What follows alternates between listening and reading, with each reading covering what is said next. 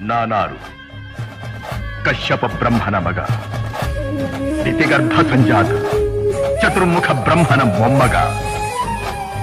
ವಿಧಾತನಿಂದ ವಿಧಿ ಬರಹವನ್ನೇ ಬದಲಾಯಿಸಿ ಮರಣವನ್ನೇ ಮೆಟ್ಟಿ ನಿಂತ ಮಹಾವೀರ. ಆದಿತ್ಯ ಮಕ್ಕಳ ಅಟ್ಟಹಾಸವನ್ನು ಸುಟ್ಟು ಆದಿತ್ಯರ ಅಟ್ಟಹಾಸವನ್ನು ಮಟ್ಟ ಹಾಕಿದ ಸಾಹಸಿ. ಅತಳ ವಿತಳ ಸುತಳ ರಸಾತಳ ತಳಾತಳ ಮಹಾತಳ ಪಾತಾಳಗಳನ್ನು ಪಾದದಡಿಯಲ್ಲಿ ತುಳಿದಿಟ್ಟ ಪರಾಕ್ರಮಶಾಲಿ. ಅಡಿ ಇಟ್ಟರೆ ಬೆರೆಯುವುದು ಭೂಮಿ, ತಲೆ ಎತ್ತಲು ಬೆಚ್ಚುವುದು ಭಾನು, ಕೈ ಎತ್ತಲು ನಡುಗುವುದು ಸೃಷ್ಟಿ.